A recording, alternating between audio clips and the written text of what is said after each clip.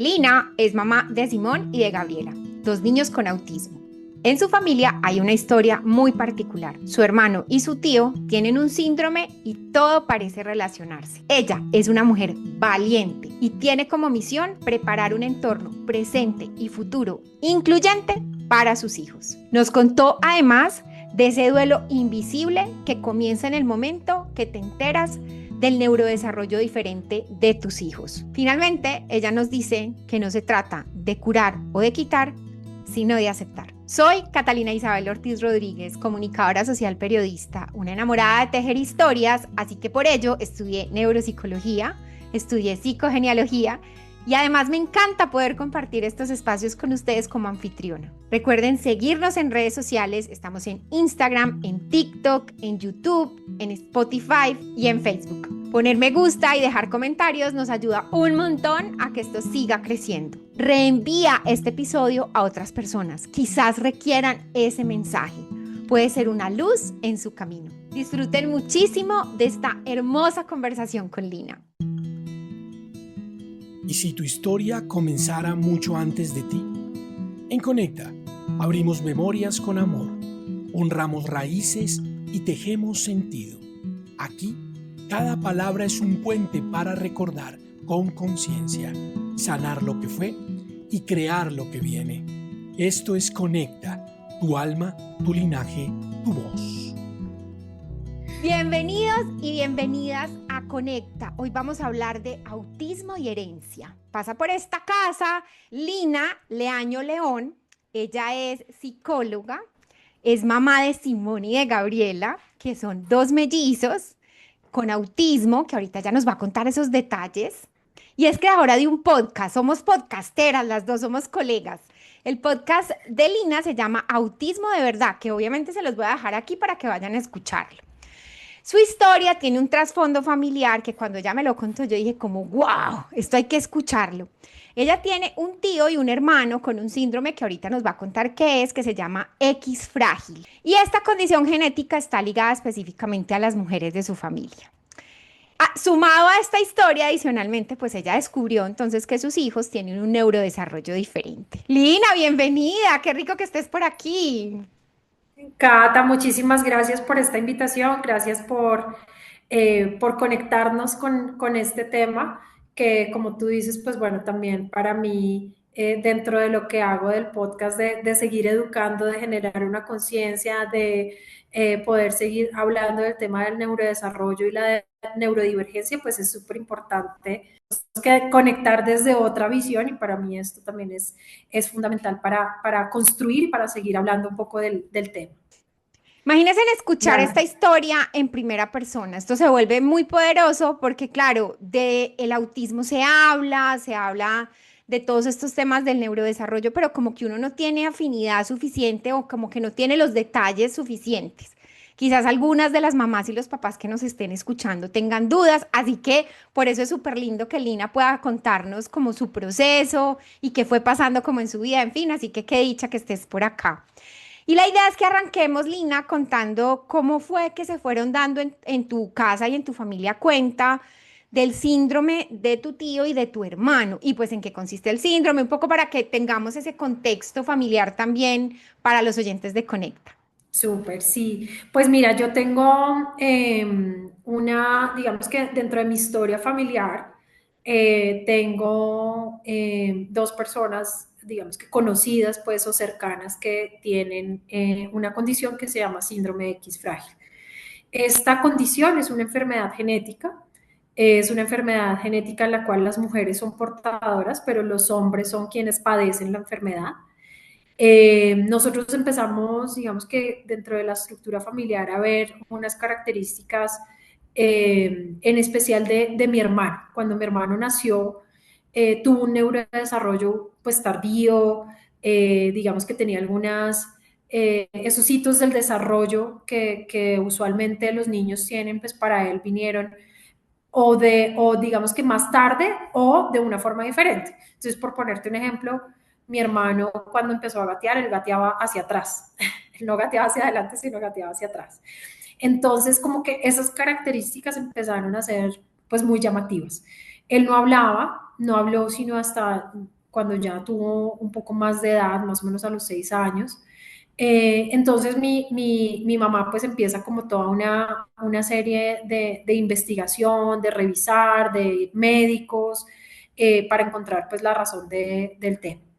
Cuando finalmente, pues digamos que ya pasa él a su etapa de adolescencia, pues se ven unas características muy puntuales físicamente. Entonces él tiene la cara alargada, la nariz prominente, digamos que algunas características físicas que son bastante particulares. Y en esa búsqueda, pues llegamos a un médico que definitivamente pues dice, mire, lo que tiene él es síndrome de X frágil. Con ese diagnóstico, pues empezamos a revisar un poco como esa historia familiar. Pues tenía un tío en ese momento que cumplía un poco como con esas características, como con esa deficiencia un poco en el tema del desarrollo, las características físicas. Y bueno, hicimos todo como un estudio genético y dio, obviamente, pues el positivo pues para el síndrome de X frágil para él y para mi hermano. Entonces esa fue como mi primer acercamiento un poco pues al tema de discapacidad, porque pues esta enfermedad también viene acompañada de una discapacidad cognitiva, de unas características de autismo.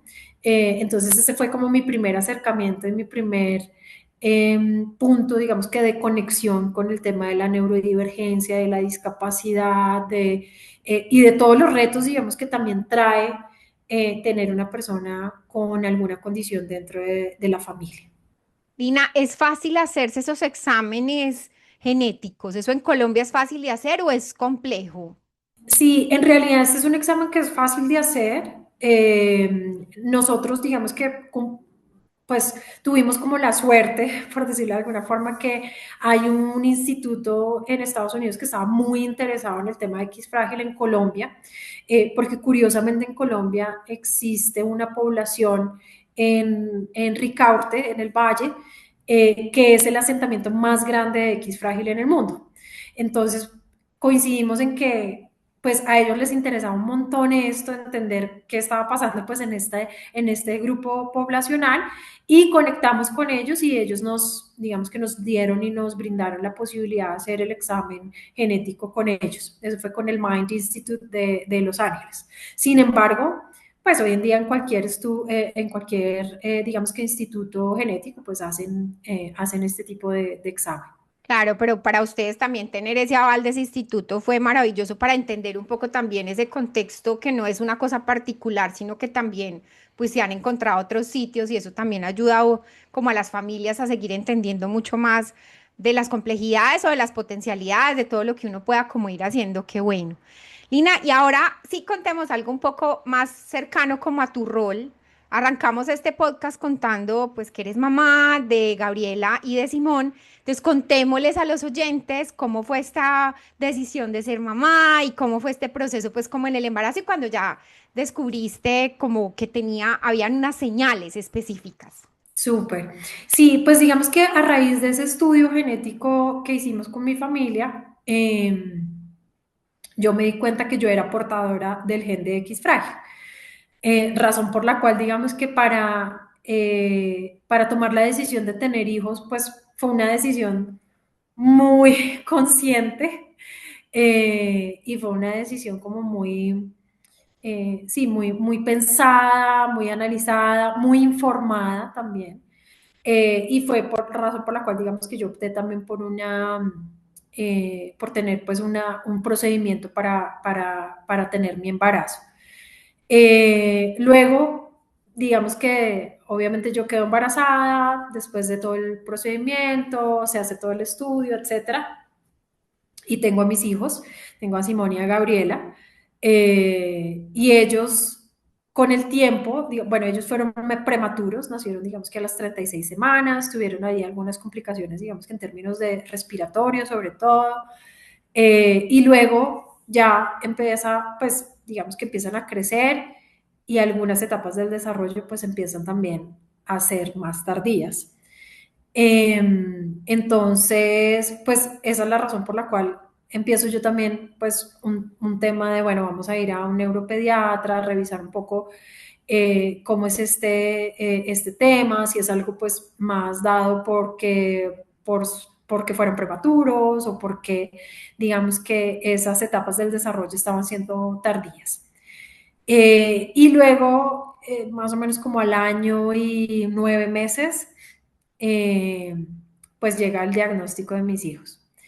Y fue un diagnóstico de 100% tienen autismo.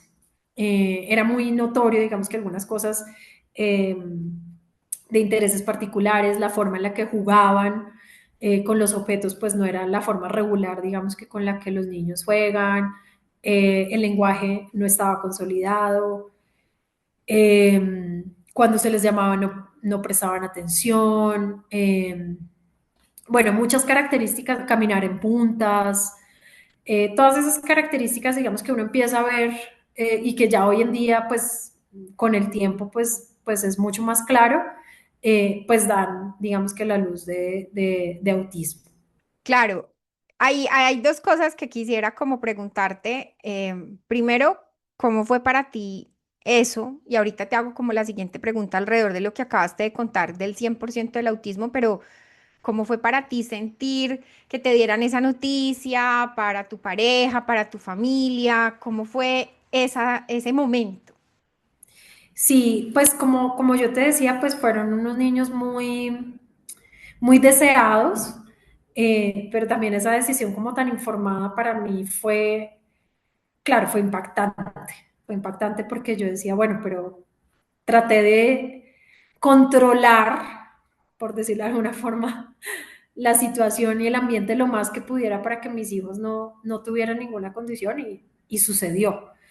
Entonces, claramente eso es súper impactante y es frustrante porque yo decía, bueno, pero hice todo lo posible, hicimos todo lo posible para que los niños fueran, entre comillas, normales y sucede esto, como que para mí fue un shock, la verdad. Creo que fue un momento en el que creo que también me peleé mucho con mi fe, con mi espiritualidad, con mi propósito de vida, con muchas cosas, porque yo decía, bueno, pero, ¿por qué esto sucede siendo que traté de evitarlo al máximo, ¿no? Pero yo creo que hay cosas en la vida que uno, por más de que quiera evitar, pues las tiene que vivir y hacen parte de la misión y de su propósito. Y yo hoy en día creo firmemente que Simón y Gabriela vinieron a cambiar el mundo. No solamente mi mundo, sino el mundo de muchas personas que están alrededor y que hoy en día, digamos, que se ven impactadas un poco por esta condición y que empiezan a entender y que empiezan a educarse y que empiezan digamos, que a ver la condición desde otro lugar. Entonces sí, digamos que para mí ese momento fue doloroso, fue un momento fue un momento de verdad, un momento de verdad como mamá, pues digamos que en ese momento pues estaba con mi pareja y pues como pareja, como familia, pues obviamente creo que fue un momento en el que nos tenemos que tuvimos como que reconstruirnos un poco alrededor de esa condición y del diagnóstico y lo que eso iba a implicar hacia futuro, ¿no? Claro, me imagino que eso tuvo precisamente esa incidencia y empezar a mirar esas otras perspectivas. Y antes de seguir con este tema de lo que estás contando, este instante, pues como de duelo y tan doloroso cuando te dan esa noticia, contémosles un poquito a los oyentes por qué hablas de un diagnóstico de 100% autismo, para que ellos tengan como esa claridad. ¿Hay menos, hay más? Eso no sabía que eso existía, por ejemplo.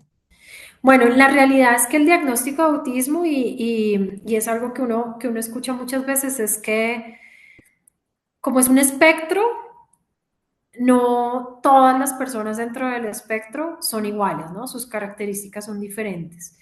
Eh, Creo que podría uno decir que hay tantos diagnósticos de autismo como personas que lo padecen. O sea, en realidad es demasiado amplio el tema.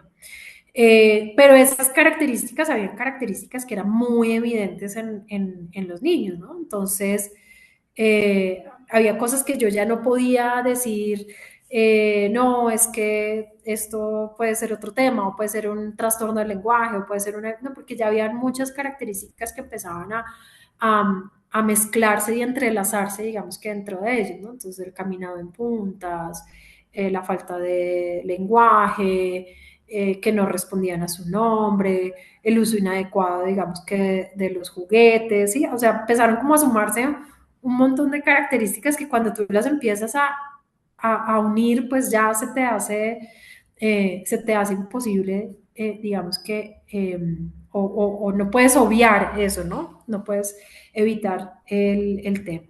En cuanto a lo que me decías del duelo, pues yo creo que esto es algo que yo escucho y que hoy en día que hago parte como de varios grupos de apoyo, que escucho muchas mamás y papás que están como transitando por este camino, siempre hablan mucho de eso, del duelo.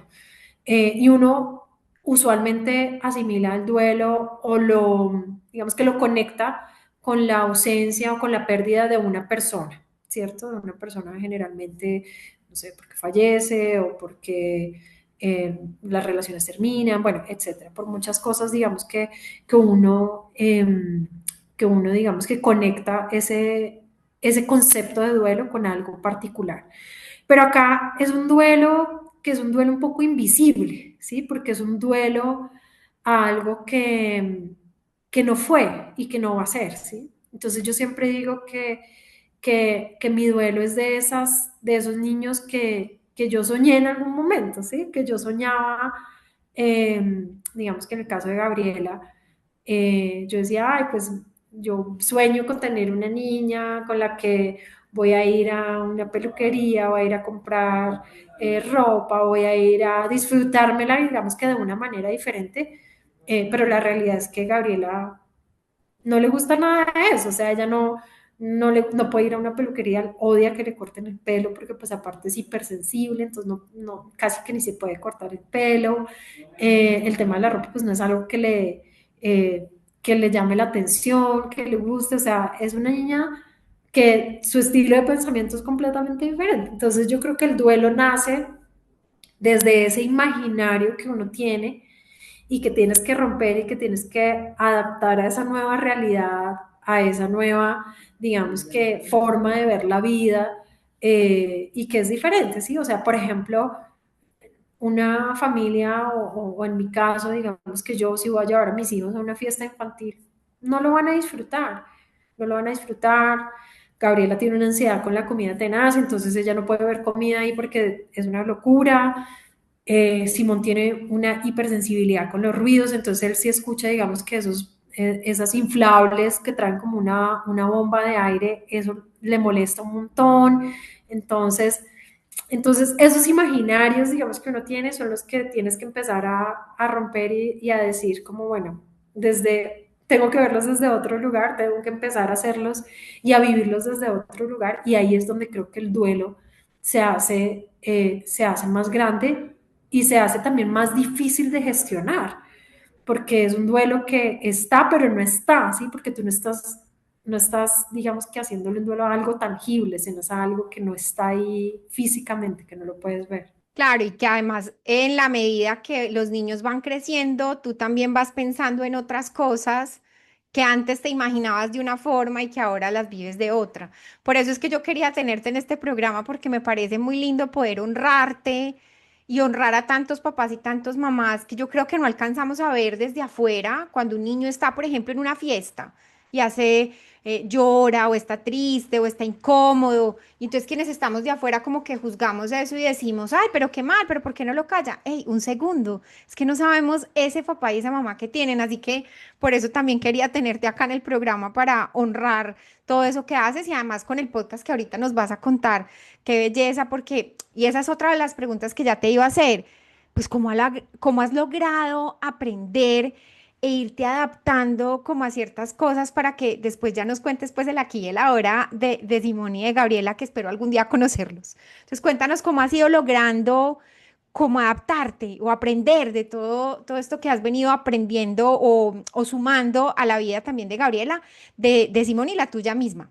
Sí, pues yo lo que te decía al comienzo, yo creo que ellos vinieron a transformar mi mundo, la verdad, y a transformar el mundo de muchas personas que están alrededor mío. O sea, para mí ha sido un aprendizaje y una sacudida, por decirlo de alguna forma, de mi zona de confort impresionante. O sea, que creo que incluso ha permeado todo en mi vida, o sea, incluso hasta mi trabajo, porque yo creo que no sería tan creativa o no me hubiera ni siquiera pensado en otras cosas si no lo estuviera ellos. Ellos me han puesto en un lugar completamente diferente en el que todos los días estoy en función de, bueno, ¿qué puedo hacer para mejorarle esto a Gabriela? ¿Qué puedo hacer para ayudarle a Simón con esto? ¿Qué puedo hacer para seguir fomentando un ambiente, digamos que de inclusión o de educación en mi entorno, en mi trabajo, con mis amigos, etcétera, con todo lo que tenga alrededor? Entonces, para mí es un aprendizaje impresionante. Y lo que yo te decía, por ejemplo, yo tengo un caso, bueno, una vez una amiga eh, los conoció, digamos que vio un poco el entorno, las dificultades también que hay, porque yo tampoco quiero decir esto es un jardín de rosas y todo es maravilloso, no, no, la verdad es un tema muy complejo. Y ella cuando visualizó eso, después como a los días me empezó a enviar, mira, encontré este artículo de autismo, mira, quiero que veas este video. Y yo decía, es una forma de influenciar y de educar en cierta forma, ¿sí? O sea, ella se dio cuenta, si Simón y Gabriela no estuvieran ahí, ella probablemente no hubiera hecho ese clic y no se hubiera dado cuenta que hay personas diferentes, con necesidades diferentes, que tienen unos retos, no se hubiera interesado en ese tema. Entonces creo que esa es la misión un poco que creo que ellos traen también, ¿no? De cambiar esa perspectiva, de cambiar la forma de pensar, de cambiar no solo la mía, sino en general alrededor de las personas que nos conocen o que los conocen a ellos. Qué bonito. ¿Cómo es un día a día de Lina y de Simón y de Gabriela? Cuéntanos para que los oyentes vean más o menos cómo es toda tu rutina. Bueno, mi rutina comienza súper temprano. Bueno, yo creo que lo que te digo, ellos me llevan a unos lugares en los que ni siquiera hubiera pensado que fueran posibles, pero nada, mi rutina es levantarme muy temprano, hacerles, bueno, todo el tema de sus loncheras, desayuno, alistarlos para el colegio. Cada uno está en un colegio diferente porque pues sus necesidades son diferentes. Digamos que existe un reto que todavía sigue siendo, pues yo lo llamo como una deuda social. El tema educativo todavía sigue siendo una barrera muy fuerte para las personas neurodivergentes. No estamos preparados, digamos que los colegios no están preparados, entonces cada uno de ellos está en un colegio diferente que pudo suplir en cierta forma esas necesidades y esas características.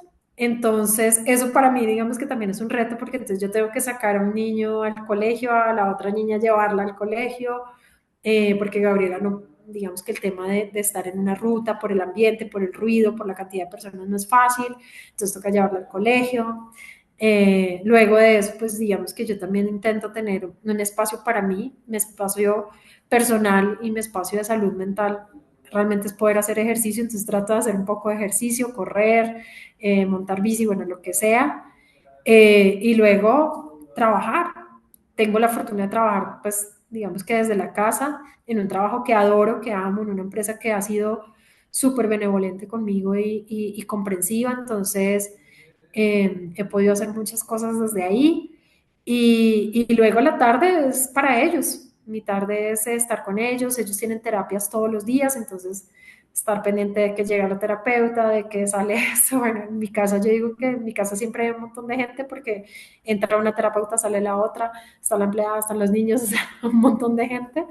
Eh, pero bueno, eso hace que los días sean más fáciles, y agradezco esa red de apoyo porque yo sé que mucha gente no la tiene y soy muy afortunada y bendecida por tener ese grupo de apoyo. Y los fines de semana, pues con ellos, a veces, si es un buen día, salimos, vamos a un parque, Puede pasar que haya días en los que sean más complejos, sobre todo con Gabriela salir, entonces trato, ya sé, digamos que algunos sitios, algunas horas en las que es mucho más fácil, por ejemplo, la media mañana es mucho más fácil porque no hay tanta gente, digamos que en los sitios. O sea, yo digo que Gabriela es una niña con un manual muy bravo, o sea, es un manual de instrucciones muy bravo. Pero entonces yo ya lo tengo interiorizado, ya sé cómo funciona y ahí hago que las cosas funcionen. Pero yo creo que lo que más puedo decir y para las personas que lo escuchen es que todo es posible. O sea, uno puede con muchas cargas, la verdad. O sea, uno puede hacer muchas cosas. Yo soy mamá, soy mujer, soy trabajadora, soy amiga, y la vida funciona muy bien. Soy jefe también, entonces, y he podido lidiar con todas esas pelotas en el aire y yo creo que cualquiera de verdad lo puede hacer, o sea, no hay cosas que sean imposibles. Sí, en oyentes, porque había que conversar con Lina. Es que esto es como, wow, o sea, de verdad hay una mujer que puede contar esta historia. Qué belleza. Qué lindo además lo que cuentas también de cómo te has flexibilizado a adaptarte como a las distintas conductas y comportamientos que tiene Simón y que tiene Gabriela, porque además, pues son dos niños distintos en sí mismos. Y te iba a hacer una pregunta que no estaba planillada, pero que sé que puedes contármela, y es cómo es la relación entre ellos. Sí, ellos, digamos que, bueno, como todos los hermanos, pelean, pelean un montón. Pelean, pero también se aman. Es hermoso, o sea, tienen unas cosas maravillosas. Gabriela es una niña de un carácter muy fuerte. Simón es súper noble, pero ambos se acompañan. Él es un apoyo terapéutico para Gabriela impresionante. Él está ahí en las terapias con ella, le ayuda, la acompaña, le habla, digamos que ha sido un gran apoyo. Claro, también se frustra porque hay momentos en los que, por ejemplo, Gabriela no se aguanta una película completa, entonces cuando vamos a cine, pues a veces nos toca salirnos antes de que se acabe la película porque Gabriela no se aguanta y entonces Simón, pero yo quiero terminar la película, pero entonces toca explicarle, él a veces también se frustra por eso, pero se ha vuelto muy comprensivo, entiende mucho eh, todo lo que pasa alrededor y digamos que él tiene que ayudar a su hermana de alguna forma, entonces es un niño es muy maduro, la verdad, es muy maduro, es muy consciente, pese a que tiene 9 años nomás, pues él entiende muy bien. Y Gabriela, cuando tiene sus momentos, es un sol, o sea, esa niña es besos, abrazos y más besos, entonces a veces lo agarra, le da besos, a veces lo abraza, me agarra a mí, entonces sí, es una relación muy linda, aparte es una relación muy desde lo sincero, digamos que también tienen ellos y desde esa inocencia, digamos que también, que tienen no solamente como niños, sino desde la misma condición, que son mucho más transparentes, por decirlo de alguna forma. Qué belleza, muy bonito todo eso que cuenta. ¿Simón es el 2 y Gabriela es la hija uno? ¿O cómo? ¿Quién Al nació primero? revés, Simón ¿Simón nació nació primero primero? y Gaby después. Ujú. Ok, Sí, tal Simón cual. primero y Gabriela 2. Mira tú. Bueno, y como ya se nos está acabando el tiempo del podcast, no me puedo quedar sin que nos cuentes de tu podcast, porque de hecho ese fue que yo creo que uno de los grandes clics que hicimos las dos, porque dijimos, ahí somos podcasteras. ¿Cuándo tomas tú la decisión de hacer tu podcast Autismo de Verdad y como empezar a contar todas estas historias? Digamos que como lo dije antes, para mí ellos han sido una razón para salir de mi zona de confort. Yo nunca en la vida me imaginé que iba a hacer un podcast, o sea, jamás. Eso no se me pasó nunca por la cabeza, la verdad. Pero una vez hablando con un grupo de mamás de apoyo, yo veía que había una necesidad de contar una historia real, ¿sí? Digamos que uno ve en las redes sociales, ve historias muy bonitas de cómo les enseñas a tus hijos, bueno, de, ay, cómo les ayudaste a evolucionar en ciertas cosas de autismo, de sus características, etcétera, pero la realidad es que a veces no es así. Y para llegar ahí tienes que pasar por muchas cosas y muchas frustraciones. Entonces, pues un amigo me dijo, mira, ¿por qué no haces un podcast? Y cuentas tu historia. Y entonces, pues yo hablando con él le dije, bueno, pero hagámoslo entre los dos.